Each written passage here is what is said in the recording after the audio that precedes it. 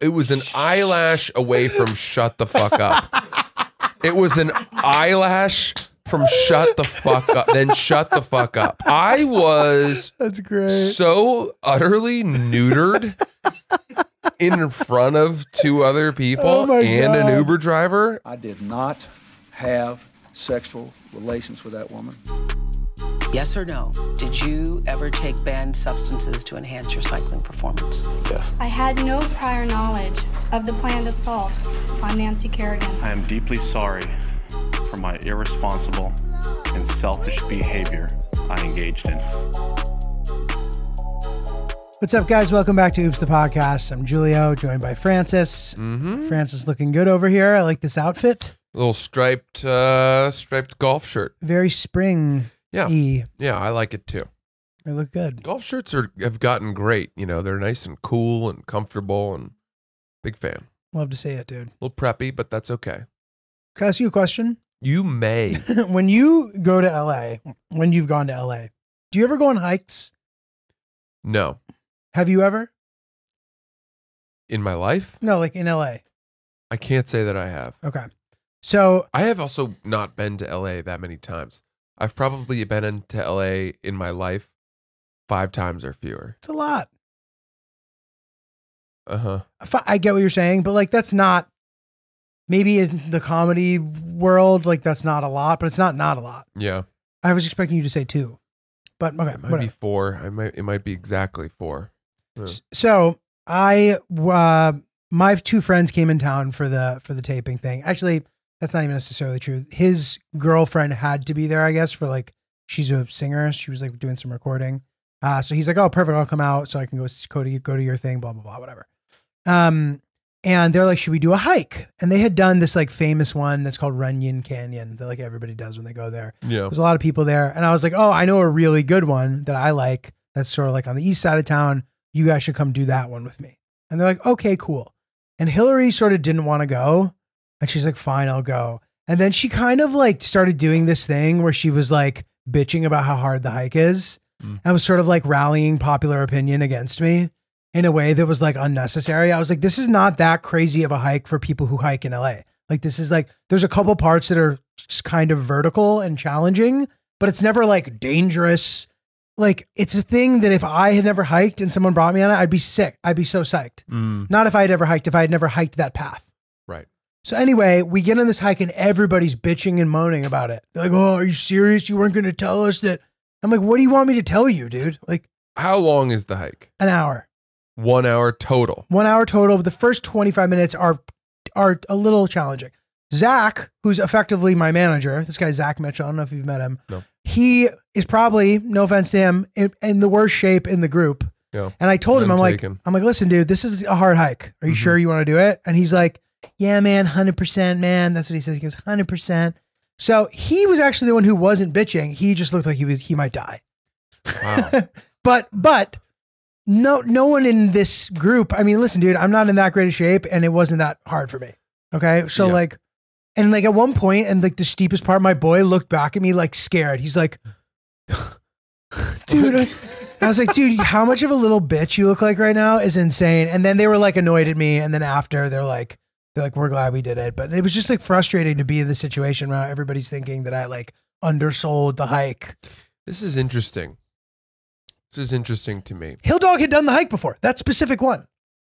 So I have a lot of, first of all, typically when I've been on hikes where there was a negative anti-hike element versus a positive gung-ho hike element, the negative was the outlier and the majority of the people were happy to be there. And typically I was the negative and everyone else was like, why is he not able to enjoy this? Was it because of length?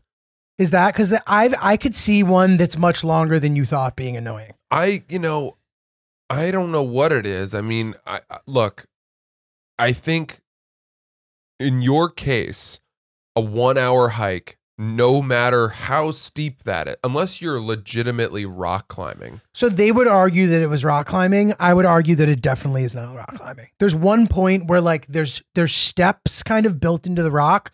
And yes, you use your hands a little bit, but like you're not rock climbing by any stretch. Let me ask you this. If you fell, how far would you fall? It wouldn't be good if you fell. Really? It wouldn't be good. But like, but you shouldn't be falling, dude. Like, where are you? But hold What's on a wrong with second. you? That is a big deal, though. If there is a risk of bodily harm, where most hikes, that is not the case. On the hikes- West Coast, dude, there's usually a point where if you were to fall, you would die.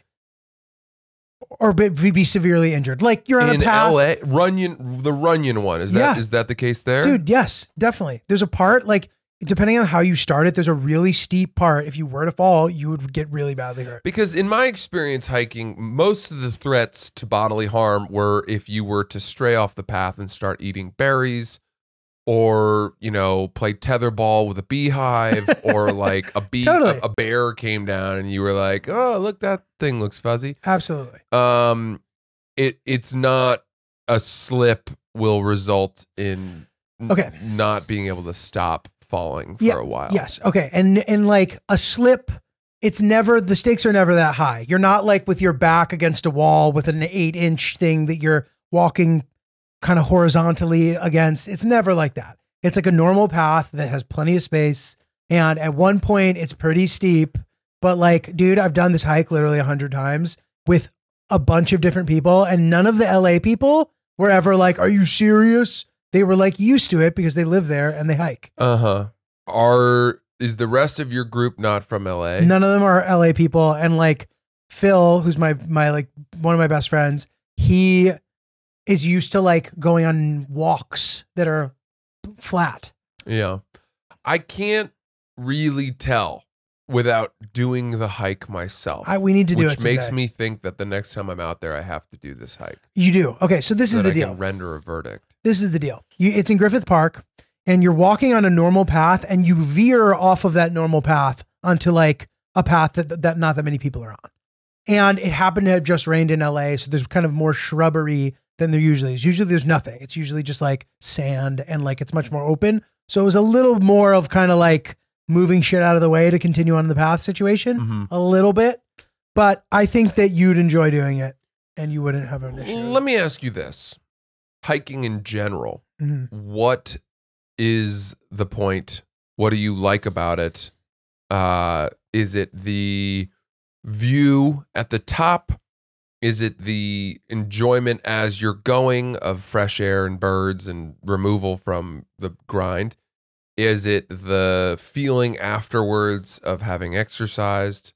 What is it about hiking? So I think it's a little bit of everything. It's a nice, slow burning exercise that doesn't feel as shitty because you're doing it in nature, and like the nature of it is kind of just different than kind of running on a treadmill. You know what I mean? And if you're in a state of your fitness where you're in very good shape, you can even do it as like a supplement to your exercise. And it's like, what a great thing. Like you can rally to do that if you're going to do your a 2-a-day situation or something. Yeah. You know? Because that's listen, I can't say that I necessarily like hiking. I do it because it's a way often for me to exercise with people who can't do the things that I like to do for exercise, Right. which is go hard as a motherfucker. Yeah. Yeah. It's definitely like doable. You know, Sierra doesn't like to stack plates. She's not into, you know, throwing up serious weight to try to get your traps so pumped that people are wondering if you're shrugging all the time. That's not the look she's going for. And therefore, instead, we walk up mountains together. But I do that because I know it's good for us, but I can't necessarily say that I really look forward to and enjoy hiking myself. Unless it's like somewhere so dramatic. Yeah. The scenery is so dramatic that you're experiencing once in a lifetime views. And So that's what I'll say, dude. Like hiking out west is just like, you can't even hiking here. I don't even like it. Like hiking with that kind of vegetation, you can't really see the view. Like it's just completely different when it's like California, you know, Utah, like out there hiking. I love here. I'm not like going upstate to hike. You know what I mean? do you have good hiking boots? No, I just use tennis shoes. Are you joking me? No. Guy like you hiking all the time? No, dude, I'm not doing hikes, so I don't need like accessories. Did you tell this group how long the hike would be? I think if you're very upfront and honest, because I do this too sometimes, which is what I try to coax people into doing things, group activities, where I know that they won't necessarily want to do it, and therefore I will downplay maybe the amount of time it takes or how hard it is, and just deal with their wrath once they so it's get a into very, very good question. So Hillary and I actually bickered a little bit about this because bickering? a little bickered because there's a part of the hike where if you were to point at it from a distance and been like, we're doing that, everybody would be like, are you fucking serious? How? Yeah. But then you get there and it's very obvious. It takes 2 seconds and it's like not that big of a deal. So I didn't do that. Hillary began attempting to try to do that. Oh, because she's like, they should want to know. I would want to know. And I was like, well, I wouldn't want to know. So we are actually, our approaches are completely different. I personally would rather not know. That's like when you're in that's why I like workout classes, because you don't know what the next thing is. Yeah. Whereas when you have planned your own workout, you know all the things you now have to do. I'd rather just not know and just do it, right? Instead of having to sit there and think about it. So she started kind of like I said, rallying popular opinion against me, being like, he always does this. Like, just kind of like doing shit like that. I can't believe he thinks that people, I'm like, Hillary, you got to fucking stop. You like didn't need to come, dude. I told you don't need to. Did it get that tense? No, it was never that tense. Were you guys in a car? No, this is when we were on the trail. Oh, good. That's more comfortable than being in a car. I was, but it was lighthearted. I was like, you could have stayed at home. I told you didn't have to come. You know what I mean? Because she was like, oh, I don't know if I feel like. And the other people heard that? Maybe. Does that bother Hillary? It depends. There's a way where it would. In this situation, I don't think it did. I think it was just us like going at it like playfully. Like it wasn't that big. Okay, good. It wasn't that big of a deal. I mean, the people, they were definitely kind of like, oh, this is harder than we had thought. But it's like, dude, you guys have done the other hike. It's hard too. It's not like a flat path. Runyon is a real hike too. Right. You know, you were probably doomed from the get-go by being the leader. A little bit. No matter what, that, you know, you were going to get blamed for how hard it is or how parched people became. And that's the thing too. It's like whereas, was anyone parched? Yeah, but we had water and there's a fountain on the path too. Oh, so probably not too parched. No, we weren't too parched. Okay, good. Zach, who was struggling, didn't say a fucking word, which I respect. He was probably very parched. He was parched. That's probably why I didn't say a word. He was parched. He's like, I can't even open my lips right now. They're stuck together.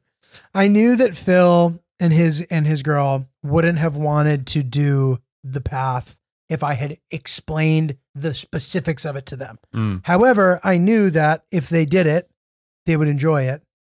Realistically, it's not that much harder than the ones that they've already done. Therefore, I was deciding, being older and wiser than them, that they would like it and they would enjoy it. Yeah. So and look, I think it was a net positive. You made a pretty executive decision there, and around people's capacity for fear, which I can see why they might have been not liked that.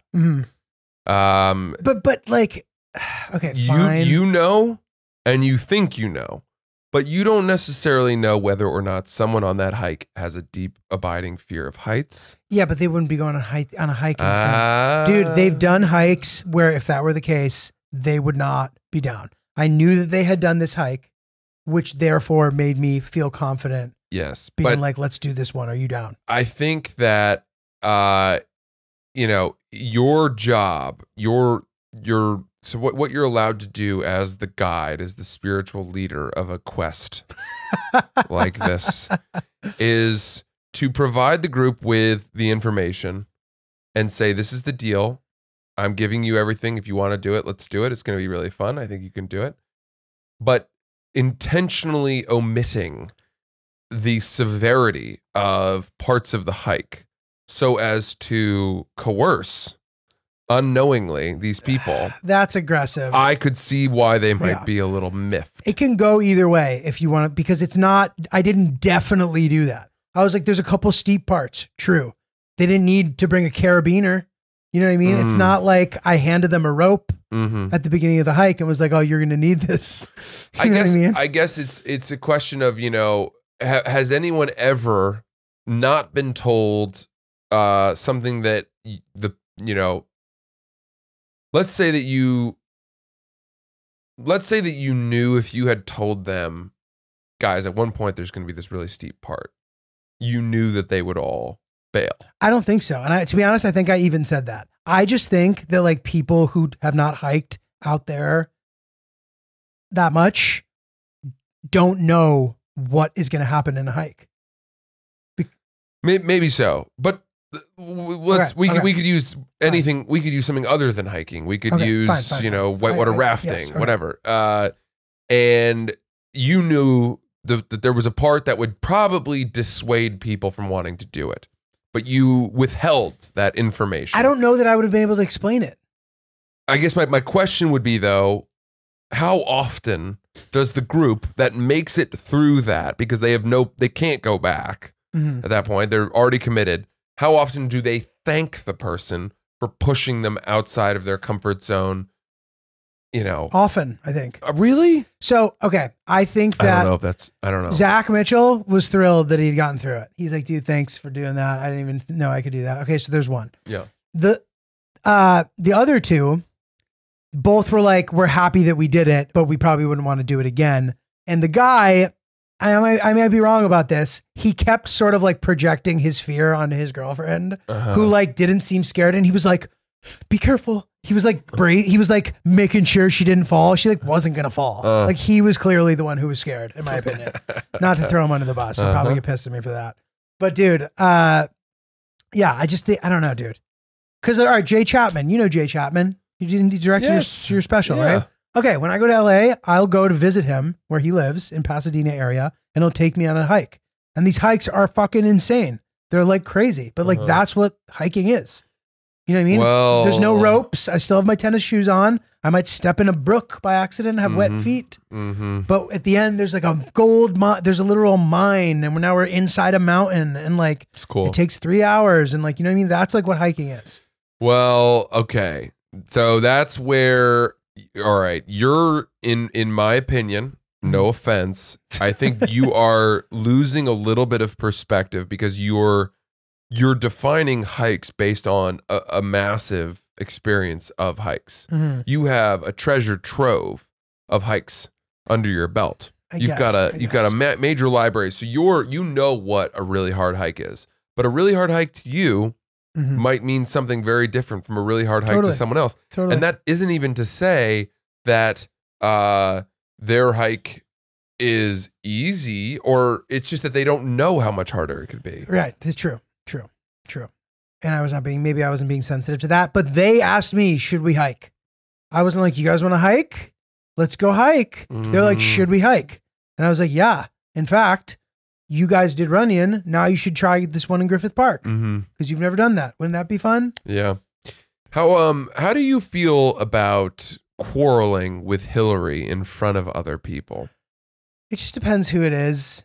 And it depends. I prefer not to. There's definitely been times where we've done it and I regret it. Where maybe it was like a little, and it was never anything like that bad, but there have been times where I regret it, but other times it's fine. If I'm just like, what, Hillary, what? Like something like that, like that doesn't have to be a big deal. Yeah, I think you're, one thing that we have, which is nice, is that, if you have a tense moment with a significant other, it's very easy to paint over that with humor, which diffuses the tension for the rest of the people. Right. And they think, oh, well, this is just how they speak to each other. It's a little more clipped, a little more terse, but it's, there's a balm of humor, which soothes the heat. Mm-hmm. We do not fight in front of other people ever. But not too long ago, we had a moment that was probably our closest. Mm. And, you know, Sierra does not like when I talk shit or anyone talks shit. She hates it, which is such a credit to her. I agree. She doesn't like being around it. She doesn't like hearing it. This is not me seeing my fiance through rose-colored lenses. No. She has like an I vouch for allergic this. reaction. She's a straightforward kid, straightforward cat. Yeah, can't handle it when people talk shit about other people who aren't there. And What a great personality. it's great. It's awesome. It's a very good example that I wish, you know, I took more to heart. But I was in a car in an Uber with Sierra and two other people. We were going somewhere else, and someone had sent me a Venmo for something I had paid for, a bill. And they didn't send me very much. They did not send me The very old, much. I'll send you 25 when they owe you 75. Yeah. And I started talking about this, and I was like, well, I mean, what is this amount even? Like, how did they do their math and arrive at that being their share of that bill? Uh-huh. You know? And I'm like, oh, it's ridiculous. And I'm just voicing this out loud, and Sierra turns to me and she's like, did you tell them how much they owed? And I was like, no. And then she goes, so then why are you complaining about it? Wow, And I was dude, like, she big dogged you hard. Damn. ooh. Damn. Go back in your cage. It might have even been like, so then you should stop complaining about it. It was like, it was an eyelash away from shut the fuck up. It was an eyelash from shut the fuck up, then shut the fuck up. I was That's great. so utterly neutered in front of two other people Oh my and an God. Uber driver. And I just sat there kind of in shame and with the sting of this reprimand, you know, the hairs on my neck, sort of pins and needles, that So funny. the glow of blood rushing up to my cheeks. And when we got, for the rest of that Uber ride, I was thinking, my God, when we get back to the hotel room, I'm going to tell her she can't talk to me that way. You know, who does she think she is? And we got back to the hotel room, and fortunately by that point I had, calmed down a little bit. But I said to her, I said, you know, I don't talk to you that way in front of other people. Mm-hmm. And she wouldn't really back off her point, which surprised me, because I think that saying that to someone, so if it's true, is a pretty deflating thing. Yeah. You know, I wouldn't speak to you that way. Mm-hmm. I don't do that. We don't do that. We don't knock each other down in front of other people. Me and you? Like, Or you and her? I'm saying she Right. and I, Okay. or if you say that to your significant other. Yeah.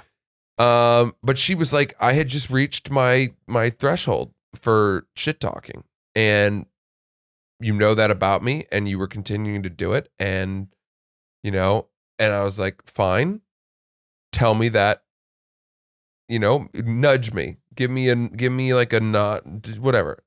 She's like, all right, we can do that going forward, but you know this about me, and I don't know, it was a very good communicating moment. But it was the first time in a long time, maybe ever, where I had been straight up Dikembe Mutombo'd by my fiance. Damn.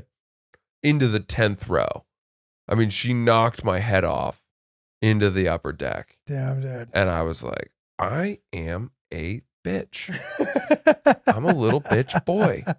Look at me. Dude, that's really funny. Yeah. I have learned that so I don't necessarily mind like fighting in front of other people as long as it's not like what you described, like a complete vibe ruiner. which, you know, yeah, as long as you're not like ruining the night. If we're like with another couple, we're not going to get into a huge fight. You know what I mean? If we like bicker a tiny bit, I don't, if you were to do it, it wouldn't bother me. And therefore, if I am to do it, I don't feel like I'm bothering people. Who knows? Maybe I'm missing the mark on that. But I have learned that you should be careful about who you're doing it in front of.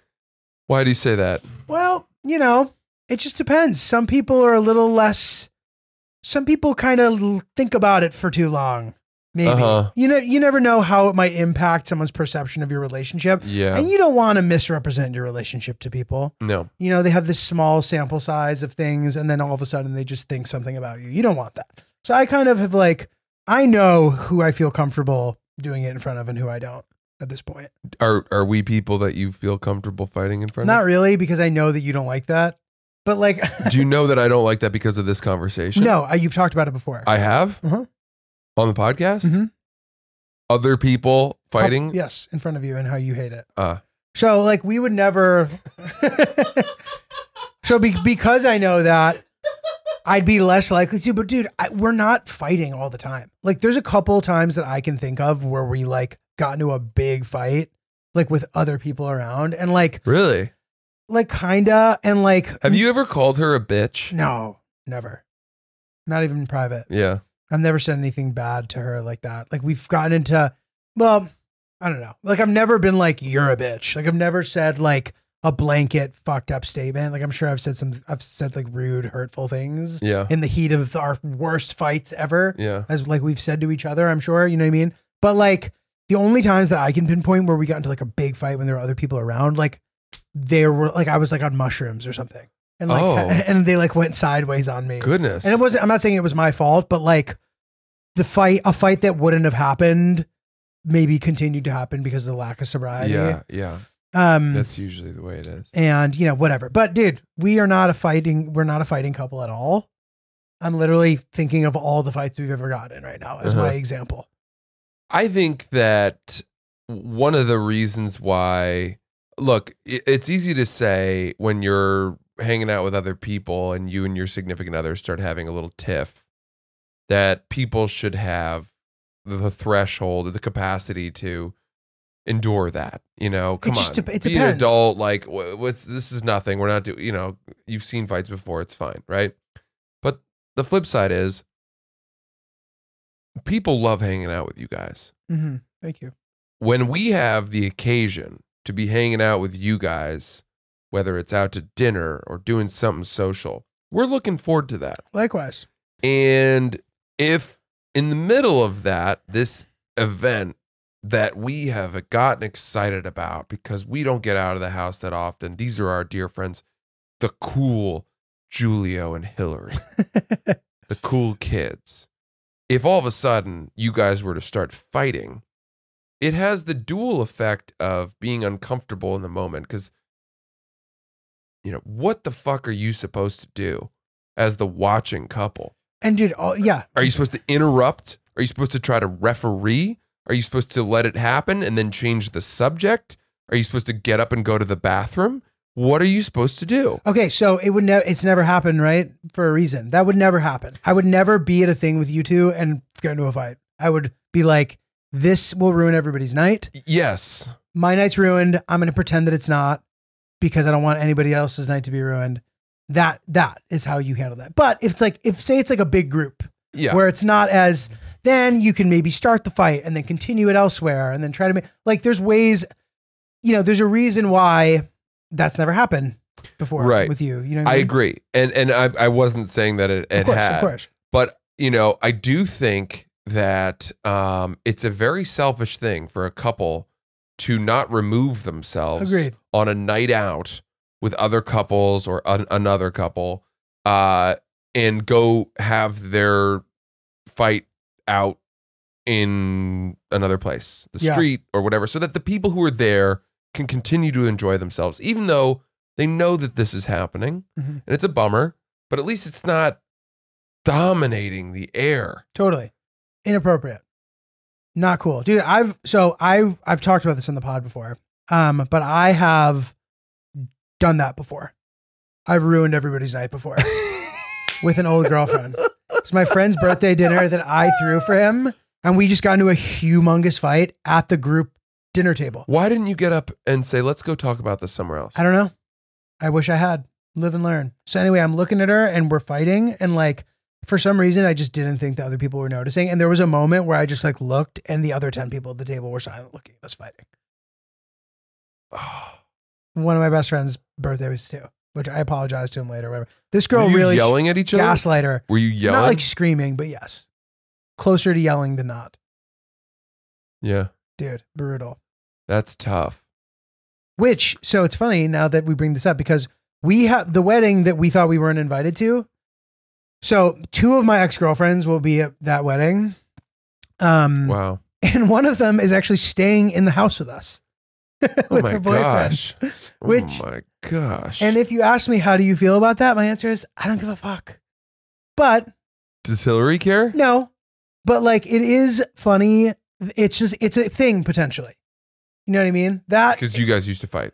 This is the one that you had to fight with at the dinner? one of them I have a very good post-dating relationship with. We don't really talk, but like, we've never had anything but nice interaction since. We've been friends. She is a boy. I don't give a fuck. I don't care. The one who I used to fight with a lot will also be there. Who I'm not really on good terms with. And she's the one staying in the house. No, the one I have Ah. a good relationship is the one staying in the house. I see. But it's just an interesting thing. So Hillary's fine with it, but I'm not poo-pooing the sort of stakes. Yeah. You know, it's Yeah. just, it's not ideal for her. Yeah. It's fine. She's going to go, but it's not ideal. It would be better potentially if it, Right. but I don't want to be the guy who's like, we're not staying in the house. Right. I can't put that out there. And I actually sincerely don't care, but I think I'm looking forward to it being a good opportunity for me to be really sympathetic to, you know, Hillary's needs in a situation like that, to champion her. That's kind of a and make subtle her flex. comfortable. That's a subtle flex where Big time. your ex-girlfriend, who's probably all these years been like, I used to date this guy who was the worst. He would do this, and he never did this, and he didn't talk to me about this, and didn't listen to me. And then you're there, and you're doing all that stuff for Hillary. And you're a changed man. And then she thinks, oh, it wasn't him. It was me. She knows it was her. She does? Yeah. That's a big assumption. No, I'm telling you, she knows. Well, how do you know? Because I know. It was a through line of our relationship. It was like that kind of gaslighting behavior. I just can't, like, it's me. Like, I don't deserve, like, that, all that bullshit. She would say that to you? Kind of, like, she would do something fucked up and then, like, pull that card. Like, I told you that I wasn't good enough to handle somebody who's as good as you. Like, the shit somebody says when they just don't like you anymore. You know what I mean? Yeah. Kinda, yeah. Whatever. Dude, she knows it was her, but like, I don't know. I wonder if we had her on the pod, would she know that it was her? Is the big question. Yeah. Yeah. Man, people are narcissists. Bro, I'm telling you. That's her whole move. Her whole play is to do that. She'll like, I promise. But even you. if she admitted it to you, it doesn't mean that she would say it to other people. She might say something like, I just said that because I knew it was what he wanted to hear. No. She might be like, you know, I was just never as into him as he was into me or something. She might like say some shit like that. But I don't think that she would say that. I don't think she would like blame me. You know? Yeah. Dude, I don't know. Who knows? Like, I don't give a shit. Do you ever catch yourself acting like a psychopath? Yeah. You ever catch yourself acting in a way where you realize, oh, I'm only doing this because I think that's what they want. Oh. I'm acting this way, or I'm talking to someone That's in a way that different, is though. out of character for me, but simply because I know that their opinion of me, or that I can get something from them. I don't think that that's being a psychopath. That's just like being good socially, potentially.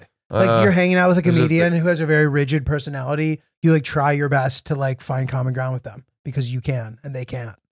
I do that all the time, dude. I don't stray completely from who I am. Mm-hmm. And anytime, if I ever catch myself like doing something that is just like, okay, you need to like reel it back in. I try to be aware of that. Mm-hmm. Is there something coming to mind? What, for you? No, for you. What made you bring that up? I don't know. You know, it's weird. I used to do it more because who I was not great yet. Like if I just showed everyone all my colors normally, it wouldn't have been okay. I didn't have my shit together. I didn't have my impulses under control. I didn't know where the line was in terms of humor. I would say things without realizing how offensive they might have been. I mean, it wasn't like so much of a wreck, but you know, I'd find out after the fact that someone had been offended by something I'd said or that someone didn't like me, and I'd be shocked and hurt. And that happens enough times where you're like, oh, I got to rewrite my playbook a little bit. Mm-hmm. And ultimately, there was this convergence of, I think, awareness where I reeled my behavior in, but also realized how people do like you to be, where those two things kind of met and became one naturally. And now I wouldn't be able to say that I'm putting on airs versus just behaving. And that could be called growing up, you know? Yeah, exactly. I think yeah, exactly. Of what? Yeah, we've talked about this before. It's somebody, yeah, go ahead, Ryan. You're online, but what? Did we? Can I try? It's psychopath versus sociopath, right? Psychopath is less bad than sociopath. Psychopath is somebody who does not feel empathy, and they have a general understanding of how human beings respond to emotions and things, and so they can emulate those things and put on those things for their own personal gain, but they don't feel it themselves. Whereas a sociopath is somebody who acts maliciously. Sociopath is somebody who hurts animals. Correct. I'll be honest. Let me just read the definition because I'm confused by it too. So, psychopath is describes a set of personality traits and behaviors frequently associated with the lack of emotional sensitivity and empathy, impulsiveness, superficial charm, and insensitivity to punishing consequences. And then a sociopath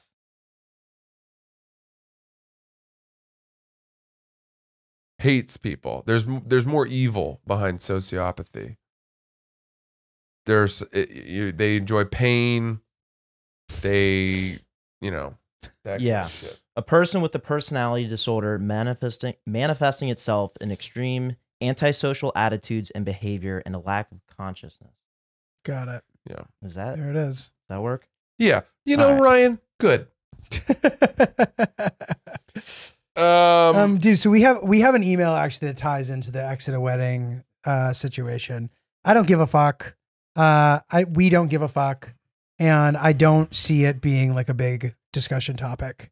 You know what I mean? Which is the way that it should be. What are you saying? What? I'm saying going to a wedding where your ex is going to be at. Oh, yeah. Now, granted, more than one ex certainly magnifies sort of or intensifies what it could be, but it will still be nothing. How do you feel, really quick? How do you feel when you're in a place where you know that someone who used to date Hillary is there? I don't care at all. I don't even know much about that, to be honest. I only know of two people. This is a good point. I don't know any of Sierra's exes. No, I don't know, and I don't care. As far as I know, she was a virgin when she met me. I don't need to know. I don't really need to know. I don't care. Correct. That's exactly how But I feel. yeah, her one ex-boyfriend, who's like a recent ex-boy, the recent one, I know about him. Seems like a cool dude, honestly. Would you ever want to be friends with him? Or is that not possible? I'm open to it. I'd be open to it. What if you guys started just hanging out? Would that bother her? I don't. Maybe. not just because it would just be maybe weird. I'm not Let me really ask sure. you something. If you took him on a hike, would he complain? I don't know. Yeah. I don't know. Actually, that's a good question. Probably not. He might not. Being the pal of yours that he is. He's supposed to be a very likable guy, from what I've heard. Ah. Very, very likable. Everybody likes him. Lights up the room when he walks in. Wow. Southern gentleman, you know? Would it bother you more if you knew that he had broken up with her instead of her breaking up with him? Listen, one man's trash is another man's treasure, brother. I forget the specifics of their arrangement at the end. But no, the answer is no. Got it. Well played. That's a very grown up. Do you care? Would you care? Not really. I've defined my feelings for Sierra independent of whatever she might have had in the past. Mm-hmm. I feel my way. I appreciate her my way.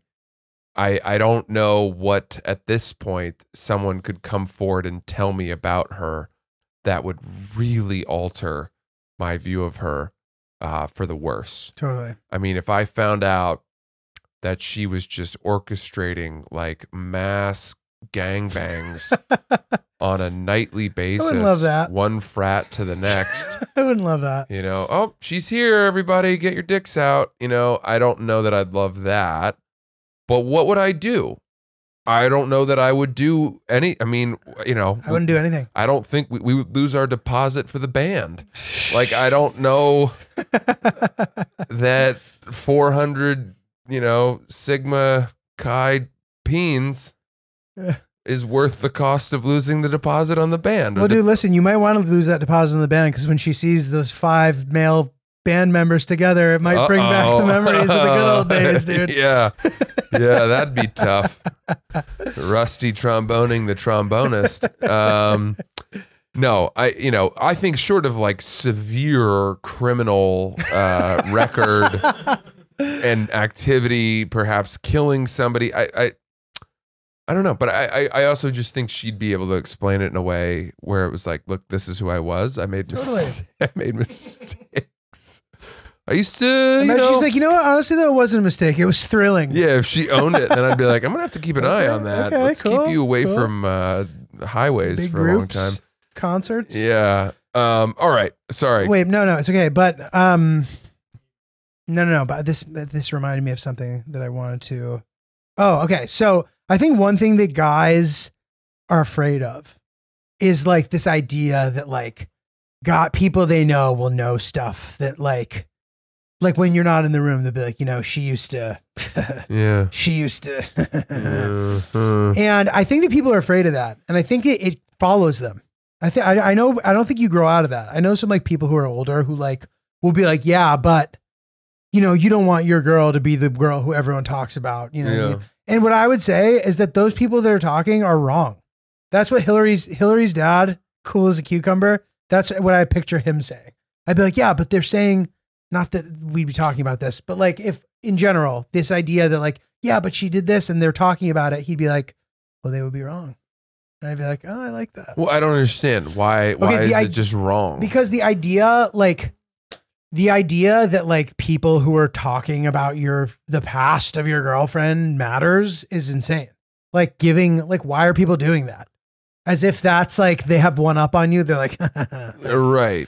Like, that's insane. If you think about that, would that negatively impact? That's the reason why you are souring on your girlfriend, because you know that somebody knows about it's ridiculous. Agreed.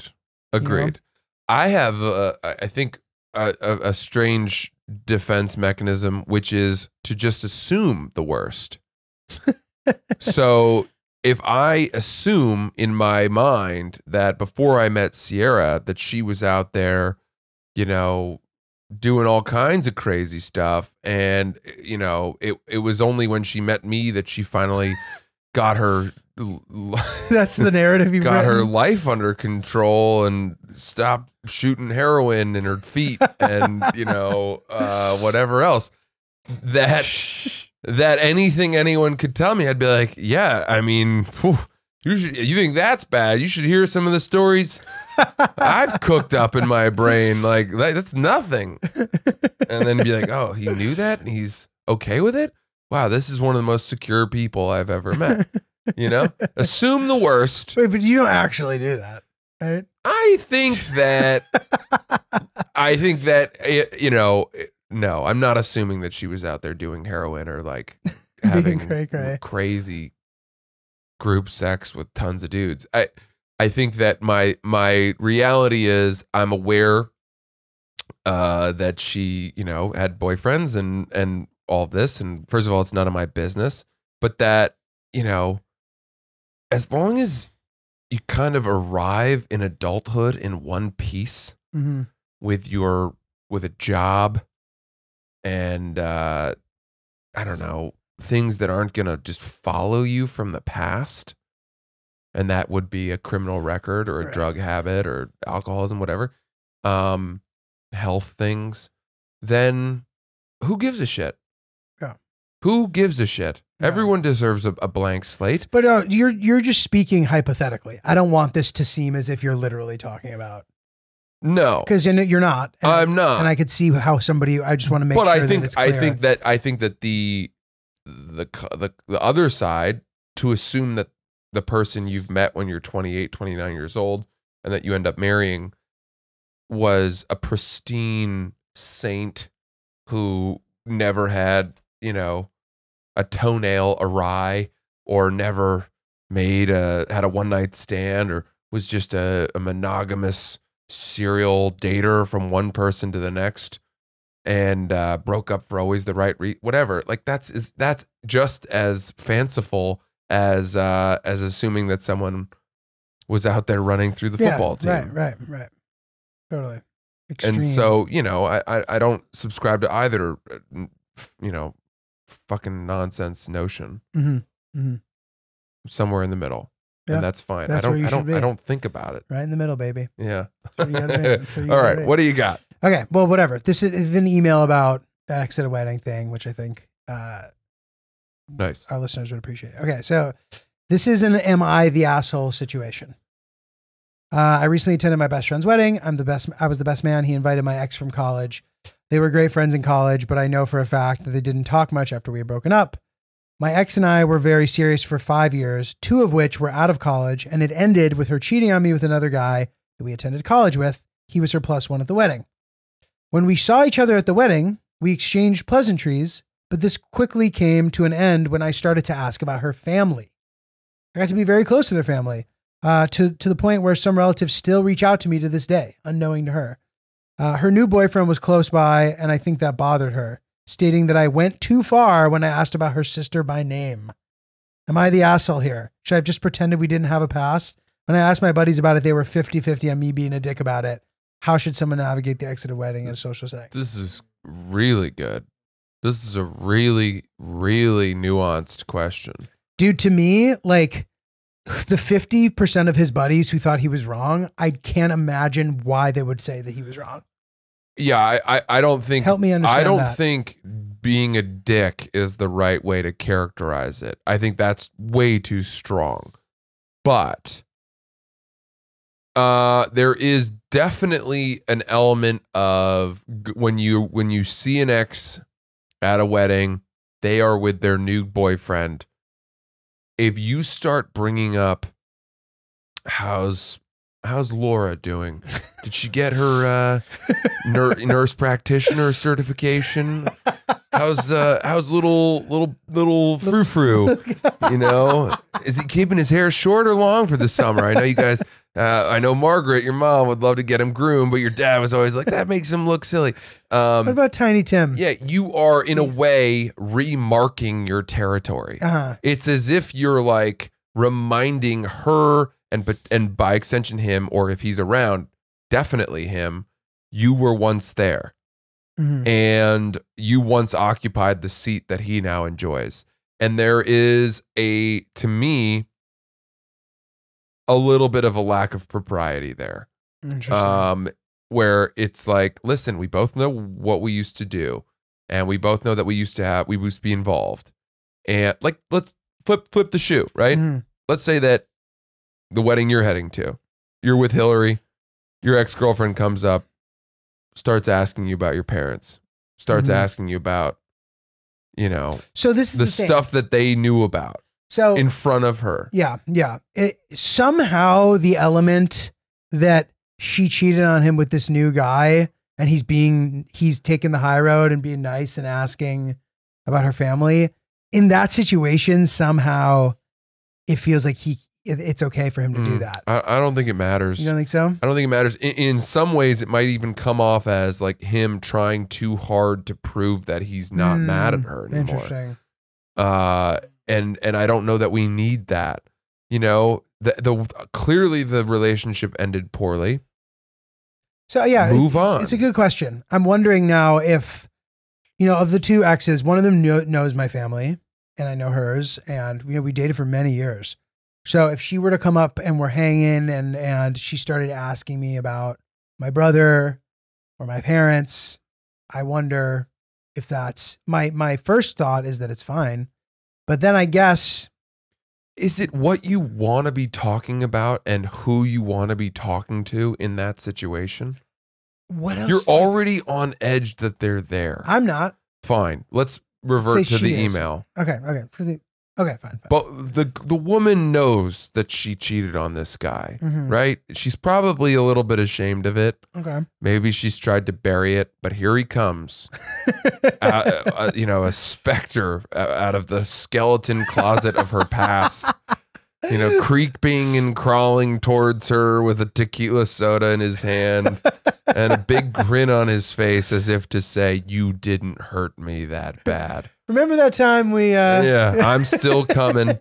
I'm still here. You thought you'd buried me wrong. And you know, I think that the last thing she wants is for him to display his Jeopardy knowledge of her personal life. Interesting.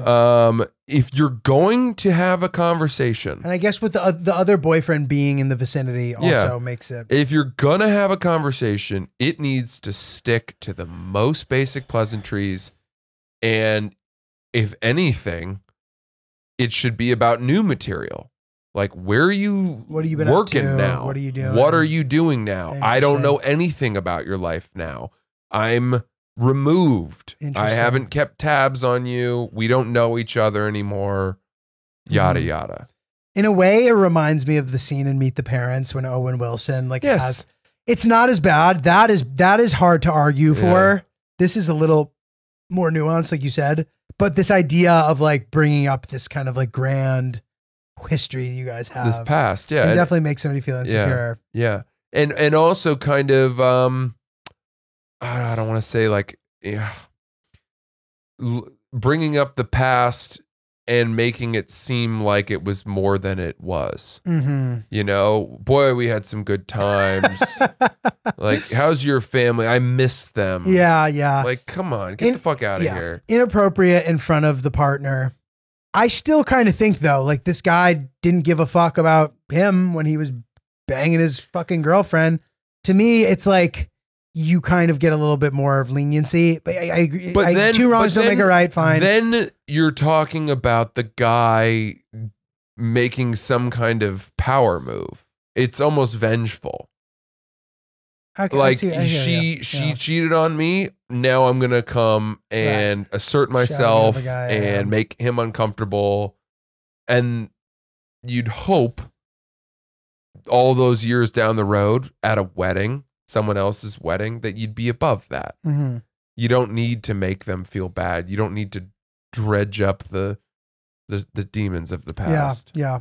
So I'm wondering, because okay, if you bump into your ex, who's like your ex, like your fucking was your girlfriend, and they know all this shit about you, of course you're going to talk about the past, right? If it's just you two bumping into each other or whatever. I guess when your new partners are there, it's very important to establish that relationship is the most important relationship by far, to the point where like we're not even going to come close to violating it. Yeah, that's exactly right. For the sake of your current relationship, you don't want to put on display that you once had a similar connection with somebody. Totally. You know? Yeah, it's good. It's you're right. You're definitely right, actually. Think about this. Here's a comparison. You buy a new house. You buy a house, right? You and Hill Dog buy a house together. You make some renovations. You decorate it. You furnish it. You plant daffodils in the garden.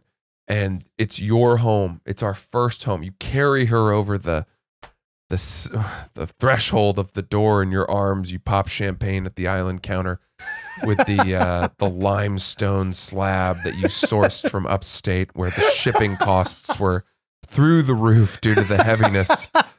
But it's local marble, and my God, it doesn't stain, and we don't have to wipe it with specific spray. Just do water. It's amazing.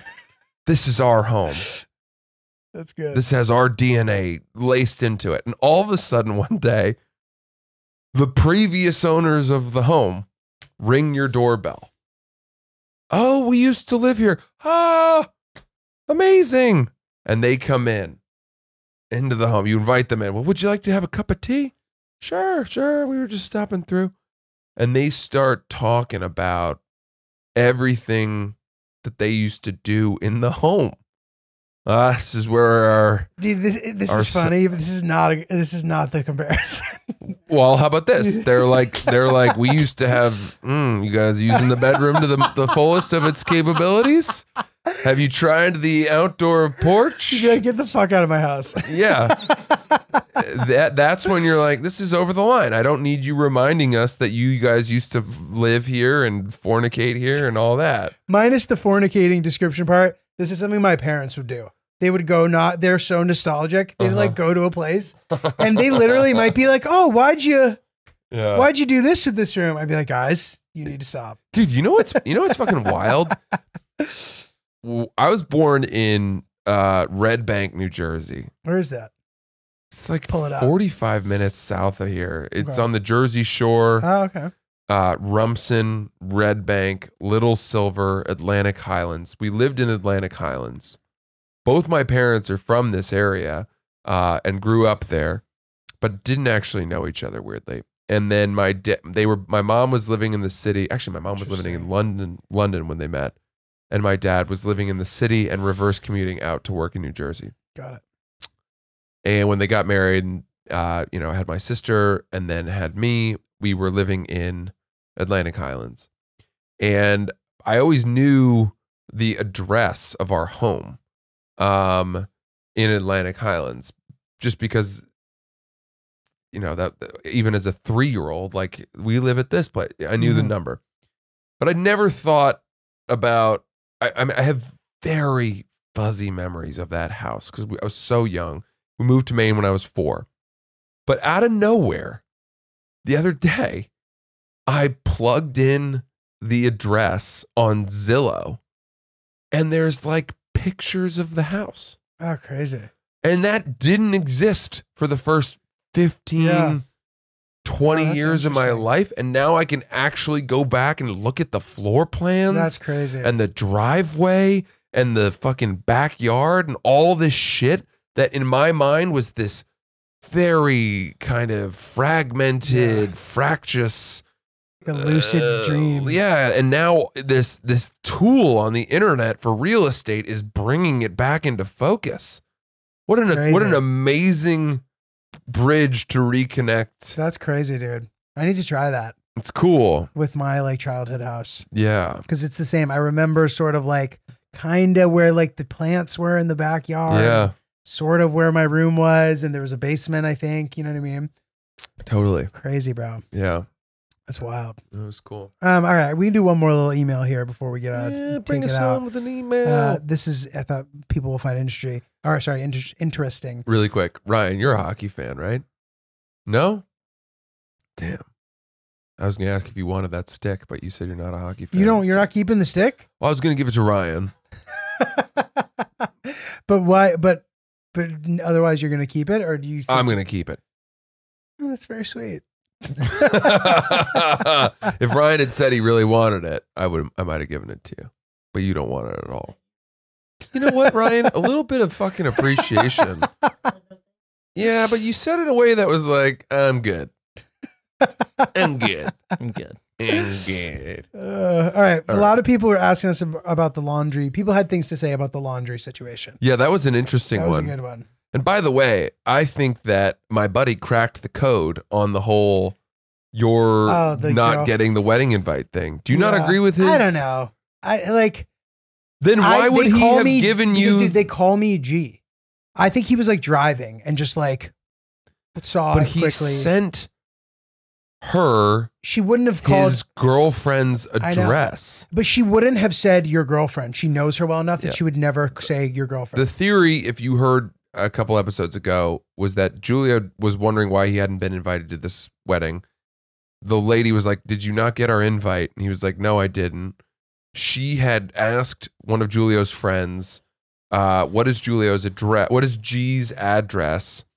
And the guy sent her his girlfriend's address. And my friend thought it's not a bad theory that the Julio's guy friend read the text that said, what's G's address, and thought she meant to say, what's your GF's address? So yeah, so the issue that I have with that is you would have to say what's your GF's address, not what's G's address. But again, if you're driving, you might make that text work however you think it's meant to be read. Totally. And I guess the end result was him thinking that he had asked about the girlfriend.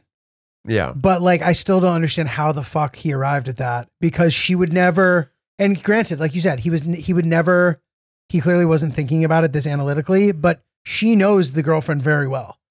So to call her, like, that would be like me asking you for your fiance's phone number instead of saying her name. It's amazing how on a consistent episodic level, we dive into something that is this semantic and spend quite a lot of time puzzling over it. It's true. It's good. I wonder if it's as fun for the readers, the listeners to listen to as it is for us to hash out. I hope Give us this email. Okay. So anyway, I do think that is the prevailing theory, though. Shout out to your boy for that. It's very smart.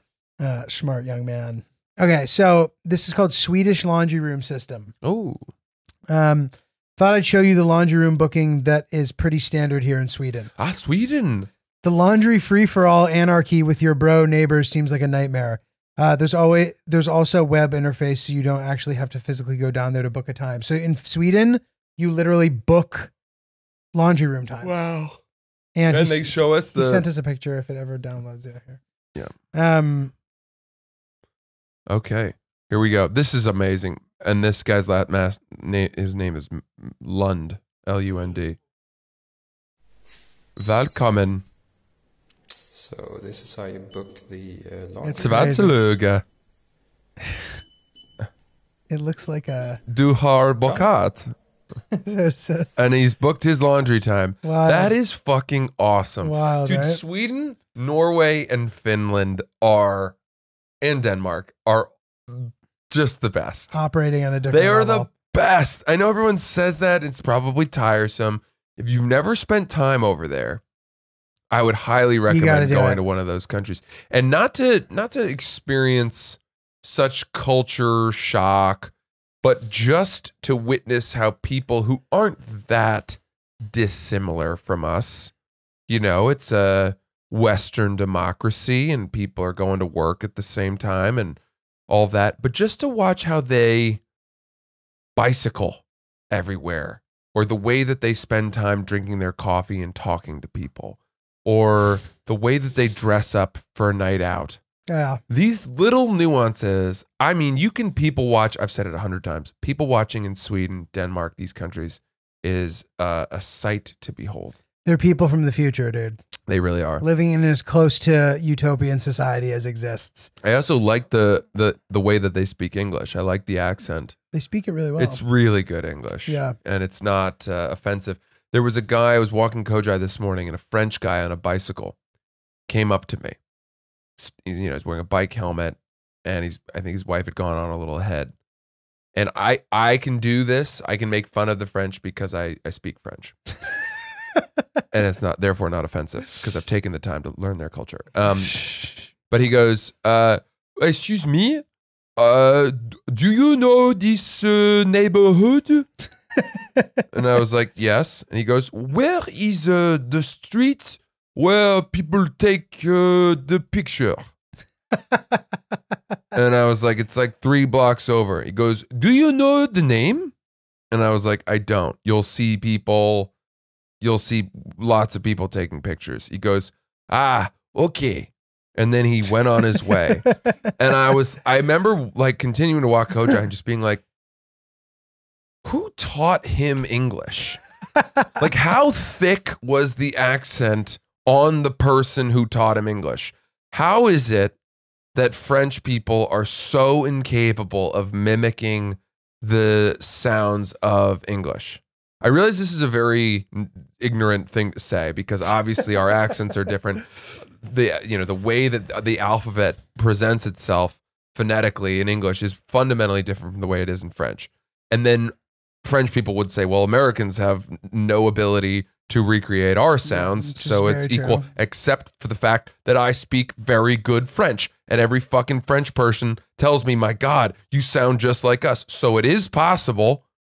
And I also have met some French people that speak English very well and have our sounds down. So I don't know what the answer is. Step it up, guy in the bike. Think about this.